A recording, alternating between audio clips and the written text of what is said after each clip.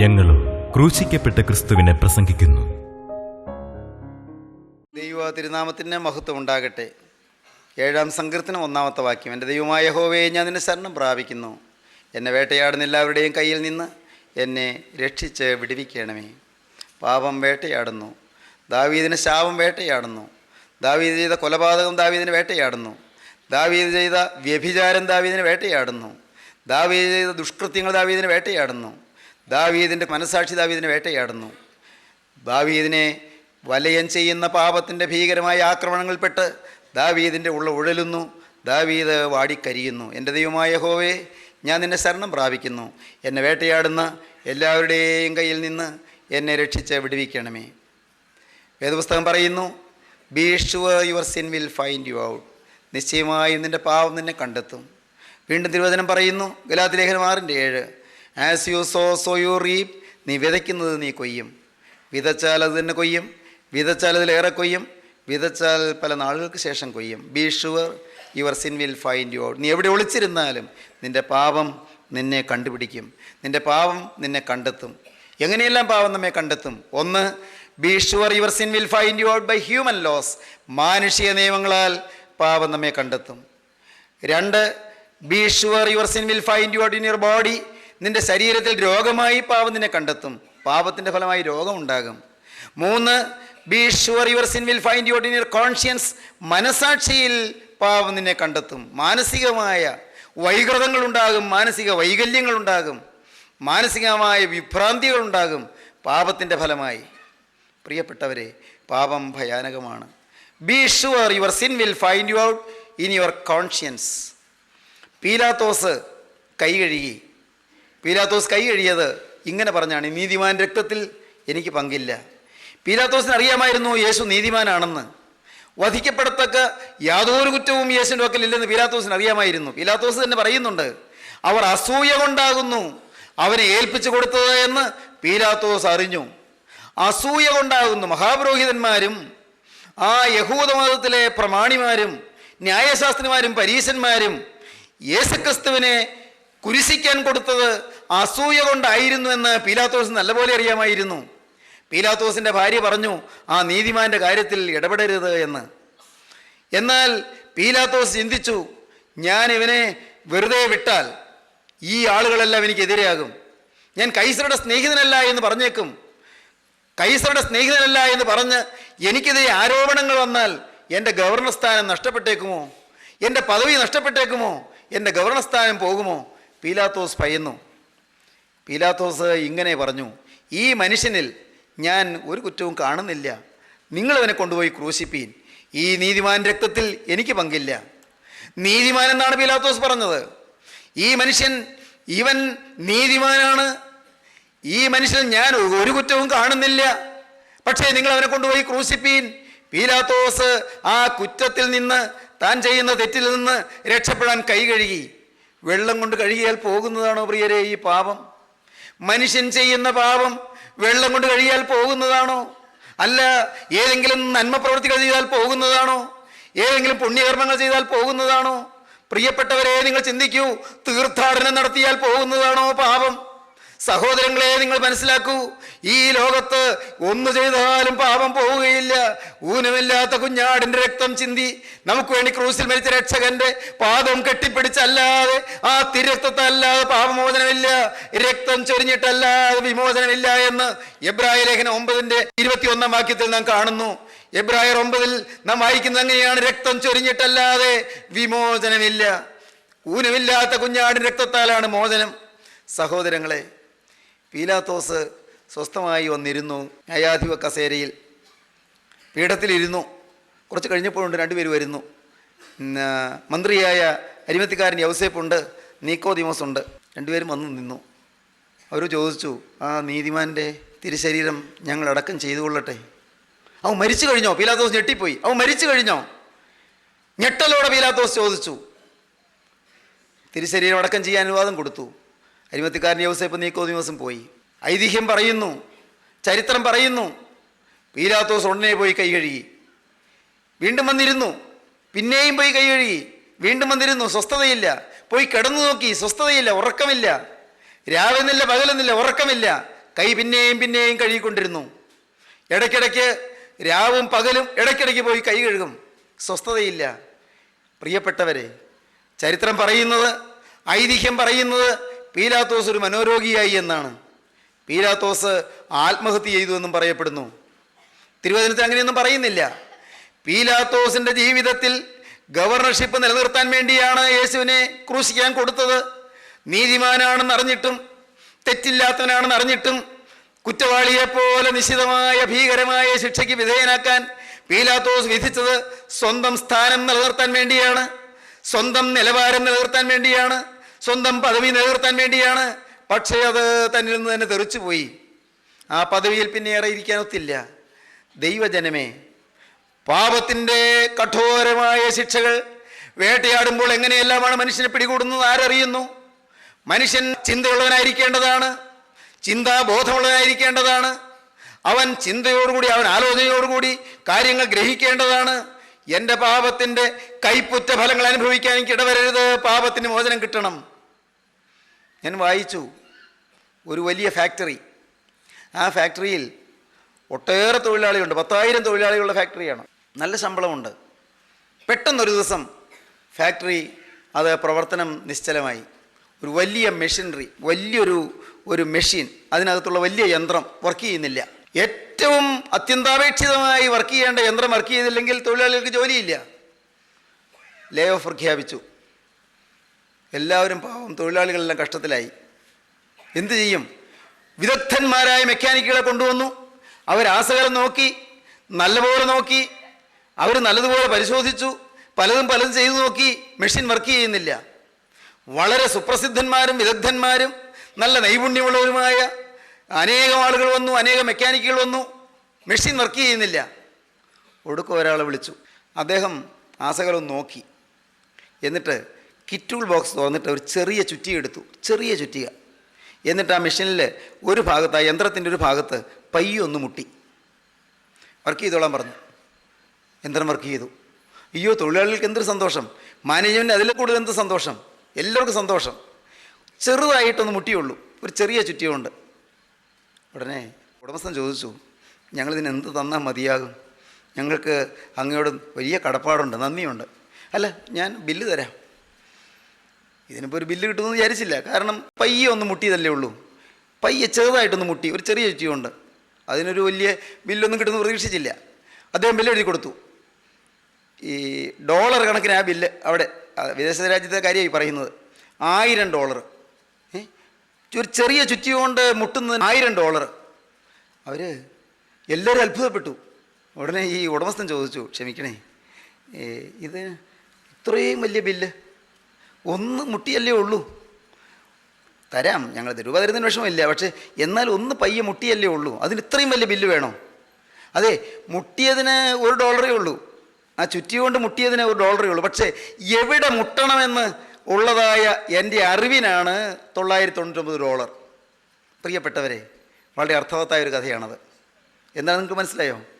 എവിടെ തൊട്ടാൽ ഈ പാവപ്പെട്ട മനുഷ്യനെ ഉദ്ധരിക്കാമെന്ന് കർത്താവിനറിയാം. എവിടെ തൊട്ടാൽ, എവിടെ ഈ മനുഷ്യൻ്റെ ജീവിതത്തിൽ തൊട്ടാൽ ഇവനെ അഭിവൃദ്ധിയിലേക്ക് നയിക്കാം, ഇവൻ്റെ നിശ്ചലമായ ജീവിതം ചലനാത്മകമാകുമെന്ന് സ്വർഗത്തിലെ ദൈവത്തിനറിയാം. പ്രിയപ്പെട്ടവരെ, നമ്മുടെ ജീവിതത്തിൽ തൊടേണ്ടടുത്ത് തൊടുവാനായി ദൈവത്തോട് നിങ്ങൾ പറയണം. Be sure your sin will find you out in your conscience. കർത്താവേ, എൻ്റെ മനസ്സാക്ഷിയിൽ നീ തൊടണമേ, എൻ്റെ ബോധമനസ്സിൽ നീ തൊടണമേ, എൻ്റെ സബ് കോൺഷ്യസ് മൈൻഡിൽ നീയും തൊടണമേ, എൻ്റെ അൺകോൺഷ്യസ് മൈൻഡിൽ നീയും തൊടണമേ, എൻ്റെ ബോധമനസ്സിലും ഉപബോധ മനസ്സിലും അബോധതലങ്ങളിലും നിൻ്റെ തൃക്കരം ഒന്ന് വെക്കണമേ, നിൻ്റെ തിരക്തം ഒന്ന് പുരട്ടണമേ. എൻ്റെ എല്ലാ ബോധങ്ങളിൽ നിന്നും കർത്താവേ പാപത്തിൻ്റെ കറകൾ മായിച്ചു കളയണമേ. എൻ്റെ ബോധമനസ്സിൽ ഇനി ഒരു കാലത്തും പൊങ്ങി വരാതെ വണ്ണം, എൻ്റെ അന്ധക്കരണത്തിൽ ഒരു കാലത്തും അതിൻ്റെ ചലനം ഉണ്ടാകാത്ത വിധത്തിൽ എൻ്റെ ഹൃദയത്തിൽ നിന്ന് പാപത്തിൻ്റെ എല്ലാ കറകളും മായിച്ചു കളയണമേ എന്ന് പ്രാർത്ഥിക്കുമ്പോൾ ഈ അന്ധക്കരണത്തിലുള്ളതായ ബാധ മാറും, മനസാക്ഷിയുള്ള ബാധ മാറും. Be sure your sin will find you out in your conscience. മനസാക്ഷിയിൽ പാപം നമ്മെ കണ്ടെത്തും. യേശുക്രിസ്തുവിൻ്റെ തിരുരക്തത്താൽ പാപ വിമോചനമുണ്ട്.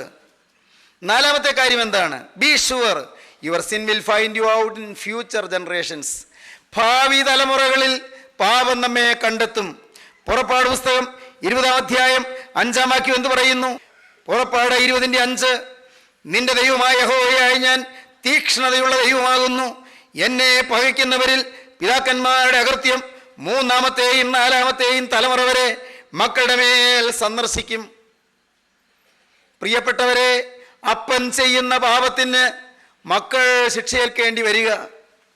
അപ്പനോ അപ്പൻ്റെ അപ്പനോ പൂർവ്വപിതാക്കന്മാരോ ചെയ്തു പോയ ശാപകരമായ പ്രവൃത്തികൾക്ക് വരുംകാല തലമുറകൾ അതിൻ്റെ ശിക്ഷയേൽക്കേണ്ടി വരിക. പുറപ്പാട് 20:5 വായിച്ചത്. 34:7 എന്താണ് പറയുന്നത് അറിയാമോ? പുറപ്പാട് പുസ്തകം 34-ാം അധ്യായം 7-ാം വാക്യം നമുക്ക് വായിക്കാം. കുറ്റമുള്ളവനെ വെറുതെ വിടാതെ പിതാക്കന്മാരുടെ അകൃത്യം മക്കളുടെ മേലും മക്കളുടെ മക്കളുടെ മേലും 3-ാമത്തെയും 4-ാമത്തെയും തലമുറയോളം സന്ദർശിക്കുന്നവൻ. കുറ്റമുള്ളവനെ വെറുതെ വിടാതെ പിതാക്കന്മാരുടെ അകൃത്യം 3-ാമത്തെയും 4-ാമത്തെയും തലമുറയോളം മക്കളുടെ മേൽ സന്ദർശിക്കും.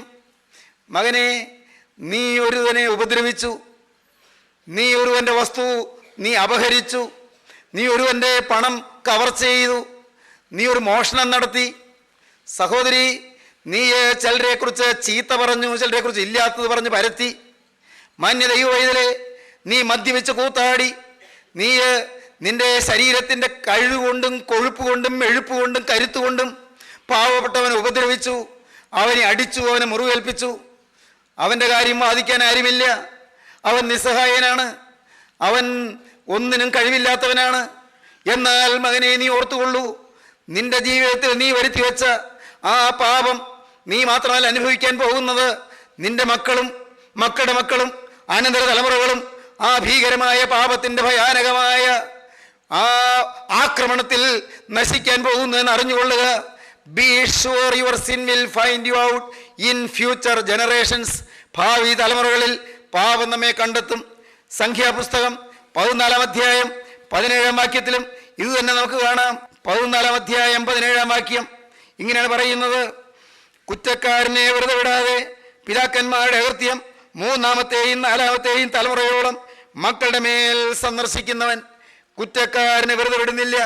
പിതാക്കന്മാരുടെ അകൃത്യം 3-ാമത്തെയും 4-ാമത്തെയും തലമുറ വരെ മക്കളുടെ മേൽ സന്ദർശിക്കും. വീണ്ടും പ്രിയപ്പെട്ടവരെ, ആവർത്തന പുസ്തകം 5:9 നമുക്ക് നോക്കാം. ആവർത്തന പുസ്തകം 5-ാം അധ്യായം 9-ാം വാക്യത്തിൽ ഇതേ ആശയം തന്നെ നമുക്ക് പിന്നെയും കാണാം. ആവർത്തനം 5:9: എന്നെ പഴിക്കുന്നവരിൽ പിതാക്കന്മാരുടെ കൃത്യം 3-ാമത്തെയും 4-ാമത്തെയും തലമുറ വരെ മക്കളുടെ മേൽ സന്ദർശിക്കും. ദൈവവൈതലേ, നീ മദ്യപിച്ച് കൂത്താടി, നീ നിന്റെ ശരീരത്തിൻ്റെ ആ ജഡികമായ ലൈംഗിക ആസക്തി കൊണ്ട് സാധുവിനെ ഉപദ്രവിച്ചു. പാവപ്പെട്ട നിരപരാധിയായ നിസ്സഹായായ സ്ത്രീയെ നീ അപകടത്തിലാക്കി. ദൈവവൈതലേ, നിന്റെ ജീവിതത്തിൽ അത് തേഞ്ഞു മാഞ്ഞു പോയി എന്നോർത്തു. ആരും അറിഞ്ഞില്ല, അല്ലെങ്കിൽ ആരും അത് ഗവനിച്ചില്ല. അഥവാ ഗവനിച്ചെങ്കിൽ നിനക്ക് ശിക്ഷ കിട്ടിയില്ല. നീ സമൂഹത്തിൽ ആരും നിന്നെ ഉപദ്രവിക്കാൻ ഇടയായില്ല. കാരണം നിനക്ക് കരുത്തുണ്ട്, നിനക്ക് പല വിധത്തിലുള്ളതായ സ്വാധീന ശക്തിയുണ്ട്. എന്നാൽ ദൈവത്തിലെ സ്വർഗത്തിലെ ദൈവം കണ്ടു. ദൈവത്തിൻ്റെ സ്മരണയുടെ പുസ്തകത്തിൽ അത് എഴുതി വെച്ചിട്ടുണ്ട്. മലാഖി പ്രവാചകന്റെ പുസ്തകത്തിൽ 3-ാം അധ്യായത്തിൽ സ്മരണയുടെ പുസ്തകത്തെക്കുറിച്ച് പറയും. അതിപ്പോഴത്തെ വിഷയമല്ലാത്തതിലേക്ക് പ്രവേശിക്കുന്നില്ല. സ്മരണയുടെ പുസ്തകത്തിൽ അത് എഴുതി വെച്ചിട്ടുണ്ട്. ദൈവത്തിൻ്റെ സന്നിധിയിൽ മാഞ്ഞു പോയിട്ടില്ല.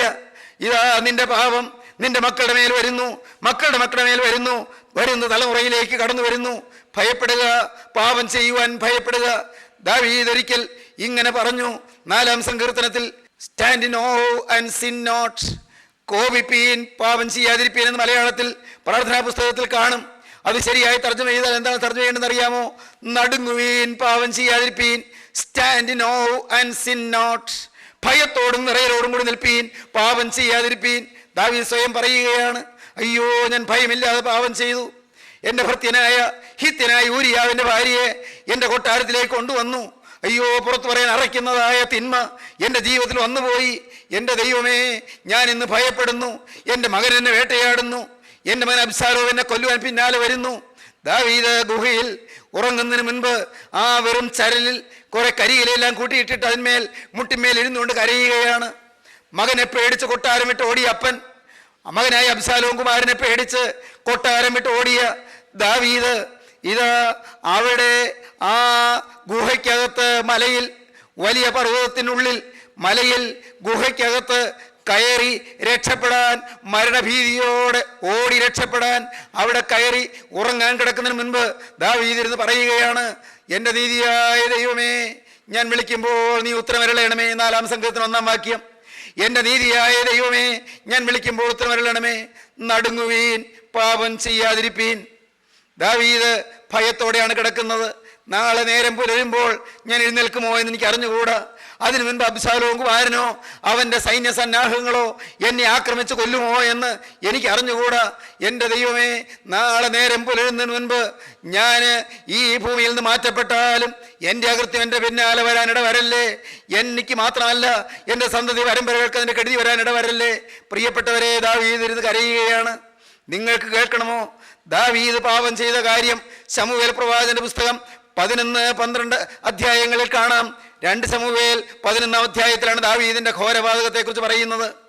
എന്നാൽ 12-ാം അധ്യായത്തിൽ ദാവീദിന് കുറ്റബോധം കിട്ടുന്നതായി പറയുന്നു. 13-ാം അധ്യായം നാം വായിക്കുമ്പോൾ ദാവീദിന്റെ മകനായ അമ്മുനോൻ ദാവീദിന്റെ മകളായ താമാരിനെ വ്യഭിചാരം ചെയ്തതായി പറയുന്നു. ദാവീദിന്റെ സ്വന്തം വീട്ടിൽ മക്കൾ വ്യഭിചാരികളായി. ദാവീദ് വ്യഭിചാരം ചെയ്തു. ദാവീദിന്റെ വീട്ടിൽ ദാവീദിന്റെ മകനായ അമ്നോൻ ദാവീദിന്റെ മകളായ താമാറിനെ വ്യഭിചാരം ചെയ്തു. പാവം താമാര് ഓമനപുത്രി തലയിൽ പൂഴി വാരിയിട്ടുകൊണ്ട് സാരി വലിച്ച് കീറിക്കൊണ്ട് അവൾ റോഡേ നെടുകെ നടന്ന് എല്ലാവരും കിഴക്കെ കരഞ്ഞുകൊണ്ട് നടന്നു. തുടർന്ന് നാം വായിക്കുമ്പോൾ എന്താണെന്നറിയാമോ? താമാറിന്റെ സഹോദരനായ അബ്ശാലോം കുമാരൻ അമ്നോനെ അടിച്ചു കൊല്ലുന്നു. സ്വന്തം വീട്ടിൽ തന്നെ കൊലപാതകം നടക്കുന്നു. ഒന്നും വെറുതെ പോകുന്നില്ല, പിന്നാലെ വരികയാണ് പാപം. Be sure your sin will find you out in future generations. ഭാവി തലമുറകളിലേക്ക് പകരുന്നു. മകനെ, നീ ഭയപ്പെടാനല്ല, നിരാശപ്പെടാനല്ല, എന്നാൽ നീ കാര്യം ഗ്രഹിക്കാൻ പറയുകയാണ്. പാപത്തിന് പരിഹാരമുണ്ട്. ഇന്ന് നിനക്ക് പാപത്തിന് പരിഹാരമുണ്ട്. ഇന്ന് കൃപയുടെ വാതിൽ തുറന്നിട്ടുണ്ട്. ഇന്ന് രക്ഷപ്പെടാൻ മാർഗമുണ്ട്. ഇതാ ഈ അബ്ശാലോം കുമാരൻ അപ്പനെ ഓടിക്കുകയാണ്. അപ്പനെ കൊല്ലാനാണ് അബ്ശാലോം കുമാരൻ വരുന്നത്. സ്വന്തം മകൻ അപ്പനെ കൊല്ലാൻ വരുന്നു. ദാവീദിന്റെ കൂടെ ഉണ്ടായിരുന്ന അഹീതോഫൽ ദാവീദിനെ കൊല്ലുന്നതിന് കൂട്ടുകൂടുന്നു. നോക്കൂ എന്തെല്ലാമാണ് നടക്കുന്നത്. ദാവീദ് പാപത്തെ ഓർത്ത് പേടിച്ച് ഓടുകയാണ്. ദാവീദ് പറഞ്ഞു, അബ്ശാലോം കുമാരനെ പേടിച്ച് ഗുഹയിൽ കിടന്ന് ഉറങ്ങുന്നതിന് മുമ്പ് ദാവീദ് പറഞ്ഞു. എന്താണ് പറഞ്ഞത്? 4-ാം സങ്കീർത്തനത്തിൽ ദാവീദ് പറഞ്ഞു, നടുങ്ങുവീൻ, പാപം ചെയ്യാതിരിപ്പീൻ, നടുങ്ങുവീൻ, പാപം ചെയ്യാതിരിപ്പീൻ. സഹോദരങ്ങളെ, പാപം തലമുറകളിലേക്ക് വ്യാപിക്കുന്നു. യിരെമ്യാ പ്രവാചകന്റെ പുസ്തകം 32-ാം അധ്യായം 18-ാം വാക്യം വായിക്കുമ്പോൾ കാണാം. യിരെമ്യാ 32:18 അവിടെ ഇത് തന്നെ കാണാം. ഇതാ, അപ്പൻ ചെയ്യുന്ന പാപത്തിന് മക്കളും മക്കളുടെ മക്കളും ശിക്ഷ അനുഭവിക്കേണ്ടി വരുമെന്ന്. 32:18 നീ 1000 തലമുറയോളം ദയ കാണിക്കുകയും പിതാക്കന്മാരുടെ അകൃത്യത്തിന് അവരുടെ ശേഷം അവരുടെ മക്കളുടെ മാർവിടത്തിൽ പകരം കൊടുക്കുകയും ചെയ്യുന്നു. പിതാക്കന്മാരുടെ അകൃത്യത്തിന് അവരുടെ ശേഷം അവരുടെ മക്കളുടെ മാർവിടത്തിൽ പകരം കൊടുക്കുന്നു. സഹോദരങ്ങളെ, തലമുറകളിലേക്ക് പാപവും ശാപവും പിൻപറ്റുന്നു. ശാസ്ത്രം ജെനറ്റിക്സ് എന്നൊക്കെ പറയുമല്ലോ, ഹെറിഡിറ്ററി എന്ന് പറയുമല്ലോ. എന്താണ് ഇതിൻ്റെ എല്ലാം ആശയപ്പൊരുള്? ശാസ്ത്രീയമായി വിശകലനം ചെയ്യാൻ എനിക്ക് അറിഞ്ഞുകൂടാ. പക്ഷേ ഞാൻ ഒന്ന് പറയാം, അപ്പൻ്റെ ജീവിതത്തിൽ നിന്ന് പലതും മക്കളിലേക്ക് പകരുന്നുണ്ട്, രക്തത്തിൽ കൂടി പകരുന്നുണ്ട്. സഹോദരങ്ങളെ, നിങ്ങൾ കേൾക്കൂ. ജീവിതത്തിൽ വരുന്ന പാപത്തിന്, ഞാൻ ചെയ്യുന്ന പാപത്തിന് ഞാൻ മാത്രം ശിക്ഷയേറ്റാൽ പോരാ, എൻ്റെ മക്കളും മക്കളുടെ മക്കളും ശിക്ഷയേൽക്കേണ്ടി വരും. മക്കൾക്ക് വേണ്ടി സ്വത്ത് സമ്പാദിക്കുന്നവരുണ്ട് അല്ലേ? നാം മക്കൾക്ക് വേണ്ടിയല്ലേ സമ്പാദിക്കുന്നത്? മക്കൾ സുഭിക്ഷമായി കഴിയണം. എനിക്ക് വലിയ വിദ്യാഭ്യാസം കിട്ടിയില്ലെങ്കിലും എൻ്റെ കുഞ്ഞുങ്ങൾ വിദ്യാഭ്യാസമുള്ളവരായി തീരണം. എനിക്ക് കഞ്ഞി കുടിക്കാൻ വേണ്ടത്ര വകയില്ലെങ്കിലും എൻ്റെ കുഞ്ഞുങ്ങൾ പട്ടിണി കിടക്കരുത്, ഇല്ലേ? നമുക്കെല്ലാം ആഗ്രഹമുണ്ട്, സ്വാഭാവികമാണ്, അത് വേണം താനും. എന്നാൽ പ്രിയപ്പെട്ടവരെ, മക്കൾക്ക് വേണ്ടി ആരെങ്കിലും നാശം ഡിപ്പോസിറ്റ് ചെയ്യാറുണ്ടോ? മക്കൾക്ക് വേണ്ടി സ്വത്ത് ഡിപ്പോസിറ്റ് ചെയ്യും, മക്കൾക്ക് വേണ്ടി പൈസ ഡിപ്പോസിറ്റ് ചെയ്യും, മക്കൾക്ക് വേണ്ടി എന്തെങ്കിലും നല്ല ഭാവി കാലത്ത് അവർ പഠിച്ചു വളരുന്നതിന് വേണ്ടിയോ മോളെ കെട്ടിച്ചു വിടുന്നതിന് വേണ്ടിയോ അതിനെല്ലാം മുന്നമേ കരുതി വയ്ക്കും. ശരിയാണ്. എന്നാൽ മക്കൾക്ക് വേണ്ടി ആരെങ്കിലും ഡിസാസ്റ്റർ ഡിപ്പോസിറ്റ് ചെയ്യാറുണ്ടോ? അത്യാഹിതം ഡിപ്പോസിറ്റ് ചെയ്യാറുണ്ടോ? അത്യാപത്ത് ഡിപ്പോസിറ്റ് ചെയ്യാറുണ്ടോ? മക്കൾക്ക് വേണ്ടി ദുരിതം ഡിപ്പോസിറ്റ് ചെയ്യാറുണ്ടോ? മക്കൾക്ക് വേണ്ടി ദോഷം ഡിപ്പോസിറ്റ് ചെയ്യാറുണ്ടോ? മക്കൾക്ക് വേണ്ടി ശാപം ഡിപ്പോസിറ്റ് ചെയ്യാറുണ്ടോ? പാപം ചെയ്യുന്ന മനുഷ്യൻ മക്കൾക്ക് വേണ്ടി ശാപവും ദോഷവും തിന്മയും ഡിപ്പോസിറ്റ് ചെയ്യുകയാണ്. ഓർക്കൂ, ശ്രദ്ധിക്കേണ്ടതാണ്. പാപം നമ്മെ വേട്ടയാടുന്നു. ഇന്ന് ഈ സമയത്ത് നിങ്ങളിത് കേട്ടുകൊണ്ടിരിക്കുമ്പോൾ നിങ്ങൾ ദൈവത്തോട് പറയണം, കർത്താവേ, എൻ്റെ പിന്നാലെ പാഞ്ഞു വരുന്ന പാപം അത് എൻ്റെ മക്കളിലേക്ക് പകരാതെ, ശാപം മക്കളിലേക്ക് പകരാതെ, എൻ്റെ പാപത്തിൻ്റെ ആ ഭീകരമായ ദുരിതഫലങ്ങൾ എൻ്റെ മക്കളിലേക്ക് പകരാതെ, കർത്താവേ, അതെൻ്റെ ജീവിതത്തിൽ നിന്ന് ഇപ്പോൾ മാറ്റിത്തരണമേ. എൻ്റെ ജീവിതത്തിൽ നിന്ന് ആ കെടുതികൾ നീക്കിത്തരണമേ. എൻ്റെ ജീവിതത്തിൽ ഇന്ന് വന്നുകൊണ്ടിരിക്കുന്ന പ്രയാസങ്ങൾ മാറ്റി കർത്താവേ, എൻ്റെ മക്കൾക്ക് സുഭിക്ഷകാലം തരണമേ. ആനന്ദവും ഐശ്വര്യവും തിങ്ങുന്ന സൽക്കാലങ്ങൾ എൻ്റെ മക്കൾക്ക് തരണമേ. എൻ്റെ മക്കൾക്ക് സമാധാന കാലങ്ങൾ തരണമേ. എൻ്റെ പാപം കൊണ്ട് എൻ്റെ മക്കൾ ദുരിതപ്പെടാൻ ഇടവരല്ലേ. എൻ്റെ പാപത്തിൻ്റെ കൈപ്പേറിയ അനുഭവങ്ങൾ എൻ്റെ മക്കൾ അനുഭവിക്കാൻ ഇടവരല്ലേ. ദൈവമക്കളെ, നിങ്ങൾ പ്രാർത്ഥിക്കണം. നിങ്ങൾ മക്കളെ സ്നേഹിക്കുന്നുണ്ടല്ലോ. മക്കളെ സ്നേഹിക്കുന്നുണ്ടെങ്കിൽ മകനെ, നീ ഇനി മദ്യപാനം ചെയ്യരുത്. ദൈവവൈതലേ, മക്കളെ സ്നേഹിക്കുന്നുണ്ടെങ്കിൽ മകനെ, നീ ഇനി കലഹിക്കരുത്. മോളെ, നീ നിന്റെ കുഞ്ഞിനെ സ്നേഹിക്കുന്നുണ്ടെങ്കിൽ നീ നിന്റെ ഭർത്താവിനോട് അനുസരണക്കേട് കാണിക്കരുത്. ദൈവവൈതലേ, നീ നിന്റെ മക്കൾക്ക് നന്മ ആഗ്രഹിക്കുന്നെങ്കിൽ നിന്റെ ഭാര്യയെ ഉപദ്രവിക്കരുത്. ആ സാധുവിൻ്റെ ഹൃദയത്തെ വ്രണപ്പെടുത്തരുത്. ദൈവവൈതലേ, നീ നിന്റെ മക്കൾക്ക് ഐശ്വര്യം ആഗ്രഹിക്കുന്നെങ്കിൽ നിന്റെ ശരീരം അഴുക്കിനും അശുദ്ധിക്കും വ്യഭിചാരത്തിനും പരസംഗത്തിനും വിട്ടുകൊടുക്കരുത്. ദൈവജനമേ, അഴുക്കായ ജീവിതത്തോട് നിങ്ങൾ യാത്ര പറയുക. പാപം ഭീകരമാണ്. Be sure your sin will find you out in future generations. ഭാവി തലമുറകളിൽ പാപം നമ്മെ കണ്ടെത്തും. എൻ്റെ കർത്താവേ, എൻ്റെ ജീവിതത്തിൽ വന്നു പോയ പാപങ്ങൾ ഇനി ഒരു തരി പോലും, ഒരു പരമാണു പോലും എന്നിൽ നിൽക്കാതെ എന്നിൽ നിന്ന് മായിച്ച് കളയണമേ. ദൈവത്തിൻ്റെ വലിയ നാമം മഹത്വപ്പെടട്ടെ. ദൈവത്തിന് സ്തോത്രം. സ്നേഹിതരെ, അതൊരു രാത്രിയായിരുന്നു, അതൊരു അർദ്ധരാത്രിയായിരുന്നു, അതൊരു പാതിരയായിരുന്നു. ആ മോൻ അവൻ പെട്ടെന്ന് ഞെട്ടി എഴുന്നേറ്റു. അവൻ ഞെട്ടിപ്പിടഞ്ഞ് എഴുന്നേറ്റു. അപ്പനെ വിളിച്ചു. അപ്പൻ അടുത്ത കട്ടിൽ കിടന്നുറങ്ങുന്നുണ്ടായിരുന്നു. ഭാവനയാണ്. അപ്പൻ എഴുന്നേറ്റു. മോനെ മോനെ, മോൻ വിളിച്ചോ? ഉവ്വ. അപ്പനൊന്ന് വാതിൽക്ക ചെന്ന് നോക്കണം. മോനെ, എന്നാ കാര്യം? കുഞ്ഞാടിനെ കൊന്ന് രക്തം വാതിൽപ്പടിമേൽ പുരട്ടിയിട്ടുണ്ടോ, വാതിൽപ്പടിമേലും കുറുമ്പടിമേലും പുരട്ടിയിട്ടുണ്ടോ എന്ന് അപ്പനൊന്ന് നോക്കിയിട്ട് വാ. എൻ്റെ മോനെ, ഞാനന്ന് ഇന്ന് രാവിലെ തന്നെ ഏൽപ്പിച്ച കാര്യമാണ്. നമ്മുടെ വേലക്കാരനത് ചെയ്ത് കാണും, സംശയിക്കേണ്ട. അവനത് ചെയ്തിട്ടുണ്ട്, നീ പേടിക്കണ്ട. രക്തം പുരട്ടിയിട്ടുണ്ട്. അയ്യോ അപ്പാ, ഞാൻ ഈ വീട്ടിലെ മൂത്ത മോനല്ലേ, കടിഞ്ഞൂലല്ലേ. മോശമുഖാന്തരം ദൈവതമ്പുരാൻ അരുളി ചെയ്തത് രക്തം വാതിൽപ്പടിമേലും കുറുമ്പിടിമേലും പുരട്ടിയിട്ടില്ലാത്ത ഭവനത്തിലേക്ക് സംഹാരം കയറി വരുമെന്നല്ലേ. സംഹാരം വന്നാൽ കടിഞ്ഞൂലിനെ കൊല്ലുമെന്നല്ലേ പറഞ്ഞത്. രക്തം പുരട്ടിയിട്ടുണ്ടെന്ന് അപ്പനൊന്ന് നോക്കണം. എനിക്ക് വയ്യാത്തതുകൊണ്ടല്ലേ അപ്പാ, ഞാൻ അസുഖമായിട്ട് കിടക്കുന്നതുകൊണ്ടല്ലേ. ഈ അർദ്ധരാത്രിയിൽ ഞാൻ മരിക്കുന്നത് അപ്പന് ഇഷ്ടമാണോ? എൻ്റെ മോനെ, നീ മരിക്കില്ല, നീ പേടിക്കണ്ട, നീ ഭയപ്പെടണ്ട, അല്പം പോലും പേടിക്കണ്ട. അത് ചെയ്തു കാണും, ചെയ്യാതിരിക്കില്ല. ഞാനത് ഏൽപ്പിച്ചിട്ടുണ്ട്. മോൻ പയ്യെ എഴുന്നേറ്റു. സുഖമില്ലല്ലോ. അവൻ വേച്ച് നടന്നു. വാതിൽക്കലെത്തി. അപ്പോഴേക്കും അപ്പൻ ഓടി വന്നു. അപ്പൻ ഓടി വന്ന് നോക്കുമ്പോൾ വാതിൽപ്പടിമേലും കുറുമ്പിടിമേലും രക്തമില്ല. വേലക്കാരനത് ചെയ്തിട്ടില്ല.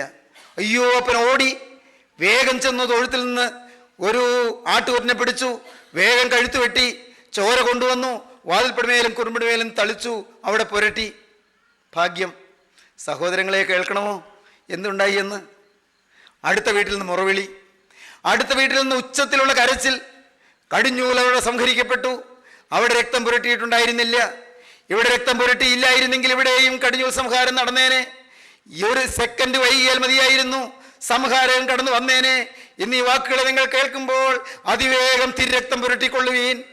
അതിവേഗം നിങ്ങളുടെ വാതിൽപ്പടിമേലും കുറുമ്പിടിമേലും രക്തം പുരട്ടിക്കൊള്ളുവീൻ. ഊനമില്ലാത്ത കുഞ്ഞാടിറക്കപ്പെട്ടിട്ടുണ്ട്. ഗോകുൽത്തായുടെ വിരിവിൽ ഊനമില്ലാത്ത കുഞ്ഞാടിറക്കപ്പെട്ടിട്ടുണ്ട്. കാൽവരി മലമേൽ കർത്താവായ യേശു കുരലിറക്കപ്പെട്ടിട്ടുണ്ട്. ഇതാ ലോകത്തിന്റെ പാപം ചുമക്കുന്ന ദൈവത്തിന്റെ കുഞ്ഞാട്, ലോകാരംഭത്തിന് മുമ്പേ കുരലിറക്കപ്പെട്ട ദൈവത്തിന്റെ കുഞ്ഞാട്. മകനെ, ഈ സമയം നീ നിന്റെ ജീവിതത്തിലേക്ക് യേശുവിന്റെ തിരക്തം പുരട്ടിക്കൊള്ളൂ. മകളെ, നിന്റെ ജീവിതത്തിലേക്ക് ആ ചങ്ക് തുറന്നൊഴുകിയ ചോര, ആ തിരക്തം നീ പുരട്ടിക്കൊള്ളൂ. കുറ്റമില്ലാത്ത രക്തം, അത് നീ മറികടന്നു പോകരുത്. ഇപ്പോൾ തന്നെ നീ സമർപ്പിക്കൂ. കർത്താവിനോട് വാക്ക് പറയൂ, കർത്താവേ, നിന്റെ തിരക്തത്തിൽ ഞാൻ ആശ്രയിക്കുന്നു. ഇന്നു മുതൽ ഞാൻ പുതിയ സൃഷ്ടിയായി ജീവിക്കുന്നു. ക്രൂസിൽ അവിടുന്ന് മരിച്ചു, അവിടുന്ന് ക്രൂസിൽ നിന്ന് ഉയർത്തെഴുന്നേറ്റതുപോലെ ഇതാ ഞാൻ പഴയ മനുഷ്യൻ മരിച്ചു. ഇന്നു മുതൽ പുതിയ മനുഷ്യനായി ഉയർത്തെഴുന്നേറ്റ് ഞാൻ ജീവിക്കും. ദൈവത്തോട് വാക്ക് പറയുവീൻ. പാപത്തെ വിട്ട് ഉപേക്ഷിപ്പീൻ. പാപത്തെ നിങ്ങളുടെ ജീവിതത്തിൽ നിന്ന് പറിച്ചു മാറ്റുവീൻ. അഴുക്കായതെല്ലാം വിട്ടുകളയുവീൻ. ദൈവത്തെ സ്വീകരിപ്പീൻ. രക്ഷകനെ കൈക്കൊള്ളുവീൻ. യേശുവിനെ ഹൃദയത്തിലേക്ക് സ്വീകരിപ്പീൻ. മകനെ, നിന്റെ ഹൃദയം എനിക്ക് തരിക, എൻ്റെ മകളെ, നിന്റെ ഹൃദയം എനിക്ക് തരിക എന്ന് പറഞ്ഞുകൊണ്ട് കഞ്ചിക്കൊണ്ട് നിൽക്കുന്ന ക്രിസ്തുവിന് നിങ്ങളുടെ ഉള്ളം തുറന്നു കൊടുക്കുവീൻ. യേശുവിനോട് വാക്ക് പറയുവീൻ. യേശുവേ, ഇന്നു മുതൽ ഞാൻ നിന്റെ മക. എൻ്റെ യേശുവേ, നീ എനിക്ക് വേണ്ടി മരിച്ചതിനാൽ ഇന്നു മുതൽ ഞാൻ നിനക്കായി ജീവിക്കും. യേശുവിന് ഉള്ളിൽ തുറന്നു കൊടുക്കുവീൻ. യേശുവിനോട് വാക്ക് പറയുവീൻ. യേശുവിനെ സ്വീകരിപ്പീൻ. യേശുവിനായി ജീവിതം വേർതിരിപ്പീൻ. നമുക്ക് പ്രാർത്ഥിക്കാം. സ്നേഹനിധിയായ യേശുവേ, കരുണയുള്ള കർത്താവേ, ഈ നല്ല സമയത്തിനായി സ്തോത്രം. ഈ വചനം കേട്ട് എല്ലാവരെയും വാഴ്ത്തണമേ, എല്ലാവരെയും അനുഗ്രഹിക്കണമേ. പാപബന്ധനങ്ങൾ അഴിക്കണമേ, പാപക്കറകൾ മായിക്കണമേ, തിരക്തം പുരട്ടണമേ കർത്താവേ. രോഗബാധകൾ മാറ്റണമേ, ബന്ധനങ്ങൾ അഴിക്കണമേ കർത്താവേ. എല്ലാ കോട്ടകളെയും തകർക്കണമേ, പൈശാചിക ബന്ധനങ്ങൾ അഴിച്ചു മാറ്റണമേ. അവിടുത്തെ കരം വെച്ച് എല്ലാവരെയും ആശീർവദിക്കണമേ. ഈ വചനം കേട്ട് എല്ലാവരെയും മുദ്രയിട്ട് വേർതിരിക്കണമേ. തിരുനാമം മഹത്വപ്പെടുത്തണമേ. യേശുക്രിസ്തുവിന്റെ അമൂല്യ നാമത്തിൽ തന്നെ.